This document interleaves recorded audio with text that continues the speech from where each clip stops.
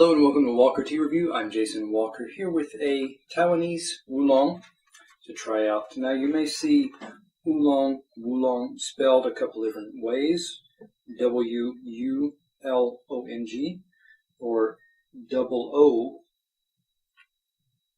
O-N-L-O-N-G. And that is somewhat related to where the tea is coming from. Oolong with the W-U I often see more associated with mainland China. O-O-L-O-N-G I see more often with Taiwan, and that's related to how language was converted from Chinese into English. Now, as I've been saying that, what I've been doing, I got enough of my oolong here to cover the bottom, say inch and a half diameter of my 3-ounce gaiwan. My water's been brought to a very early boil so that it's rumble but not a full rolling boil. I want a little bit of water just rest above the rim of my lid, so I'm going to add just a splash or two more. That looks good. I got some water along the surface there, so I can get this kettle out of the way and introduce this tea. This is from Teavivre. This is their Superfine. I want to make sure I get all the words in. Superfine moderately roasted dongding. It's a oolong tea. You can get a 7-gram sample for $4 from teavivre.com. This is from the traditional home of dongding tea, Lugu village, which is in Nantou province in Taiwan. Harvest time, according to the product page, around August 1st, 2013. Elevation grown at around 1,000 meters. So this is considered a higher elevation tea. The cultivar used is the Qingxin oolong cultivar. Okay, so that gives background on this particular tea. I'm going to be able to talk about now the dry leaf, the wet leaf, and the liquor. Starting here with the dry, get a smell of the leaves here. Getting what is often a quite familiar set of aromas. There's the graham crackers, kind of a honey, lightly toasty type of smell, lightly baked. You're also getting the English laurel, that kind of woody, sweet shrub. Even the English laurel in bloom, so it's got some of the flower there. It's got some of that sweet nectar type smell, along with the woody shrub type smells there combined here. Yeah, those are the dominant components. I'm going to scoop in here, get a little bit of leaf out, and look at these leaves. Now you can have a Qingxiang, which is a more lightly oxidized, lightly roasted dongding, versus this one is moderately roasted, is the term that's used. With this moderately roasted, I'm getting colors that are a bit darker, a bit more along the green over towards a green-gray, green, almost a bit green-brown. I do see some little flecks here that are almost kind of a rust-type color. Looking at these individual rolled leaves, quite large in size, indicating this is more than one leaf. You can see a little bit of the stem on the bottom. It's trimmed off quite close. It's not sticking out the end there. And so that's indication this is probably going to be 2 or more leaves together. You also get some colors that are over towards a paler green or a green-yellow.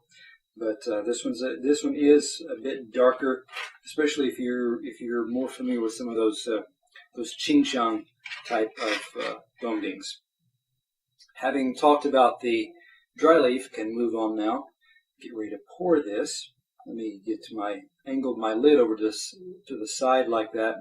So I've got an opening there for pouring, while on the other end, as I turn my bowl over, of course the air will be able to flow through, the liquor flows out, it gives you a nice smooth pour. My pitcher's ready, and I'm going to pour just like so. Shake out those last few drops. That looks good. And now be able to actually give my gaiwan here a shake. Smell the leaves now. Talk about these wet leaves. Again, nice, toasty, rounded, smooth type roasted notes here. Is still in that kind of vicinity of the graham cracker, of the honey roasted peanut. There's a bit of that kind of note there. So it's a little bit over towards the honey nut aspect. As it cools, it's starting to get sweeter. And again, this is that sweet shrub, sweet wood type smell. Cinnamon wouldn't be the word. Sandalwood, not really. Not as much. This is that English laurel flower plus exposed wood of the English laurel type shrub. Quite rich, nice and smooth and sweet. Take out a few of these leaves now. What I thought was connected to a leaf is actually a little bit of stem that had some leaves broken off. I'll leave that there. Here's a leaf by itself. May have been attached to more at some point. This leaf is fairly crumpled and not going to easily open. I'm making a little bit of progress here. It's pretty ragged. I'm not going to try to do that. I'm afraid it'll just tear apart. Let me pull out an example of a individual leaf here. An individual leaf, and you see dark, fairly consistent ring of brownness, rust to darker brown, all along the edge, along the jagged teeth of the leaf. Of course, the leaf has got some damage. It was not fully intact. It's got a little bit of pieces, flakes, sections torn off. Same thing along this outer edge here. Fairly even in its depth. The way it moves from the outer edge inward, fairly consistent along the whole ridge there of that leaf, the perimeter there. Let me get one more, or at least a portion here. Larger leaf. These leaves have, for the most part, fully unfurled. This leaf, again, a little oxidation here and there, mostly along the jagged teeth edge of the leaf.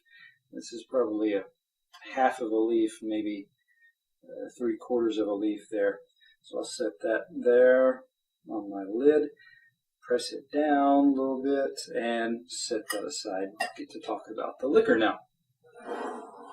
Give this a swirl. And up in the light, when you hold it, it gets to be more of a golden yellow type color. It's a very pale type color. It's not the deepest, darkest, which considering this is moderately roasted, that can be expected. Give this a pour, and I'm going to smell it here. Still that nice kind of sweet laurel shrub type of element going on. All right, so let me get to this liquor. The liquor in the cup here, nice, bright, clear, clean. A little bit of bubble on top. I don't see any kind of oil or surface floating up on the top of my liquor here.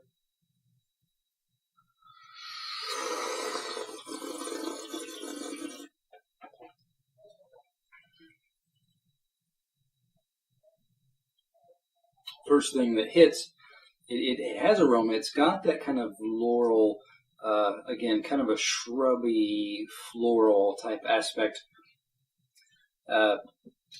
Backing away, you might look at this as kind of a woody hyacinth type smell.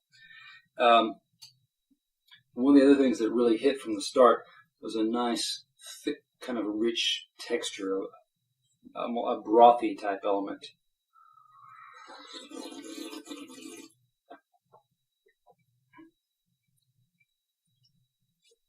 Nice, not as stringent. The astringency is quite mild, and it really just, what is there just kind of helps to set up this thicker, brothy feel. It just kind of spills over the side of the tongue and down and out to the walls, the insides of your cheeks there.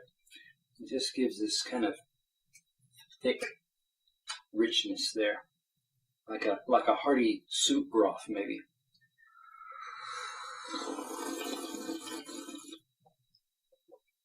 A lot of Taiwanese oolongs like this tend to pick up more of their flavor and aroma as the tea cools. So that's something to consider if you like to have your tea at a little bit lower temperature.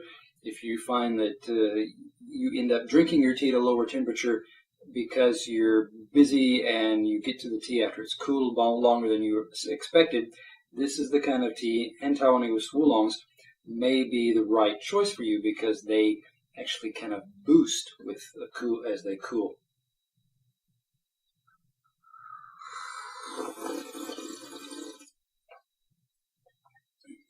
The other thing I'm noticing is, yes, the aftertaste continues in that lightly roasted, again, kind of a woody, sweet, floral neighborhood there. Honey roasted peanut is also in there to a degree, so you get that nice, rich, honeyed, roasted, again, woody kind of combination there, sitting, continuing. And so that's with this continued, it's dropped, the texture has dropped off some, but it is still quite present. It still get this kind of thick, soupy, soup broth feel in my mouth. It hasn't dropped off, dissipated quite that much. So it's fairly sustained.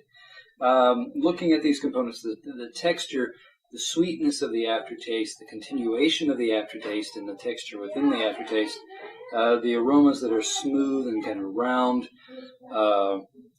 consistent, not a whole lot of nuance to really pick out, but consistent, and again, warm, sweet, baked and toasty.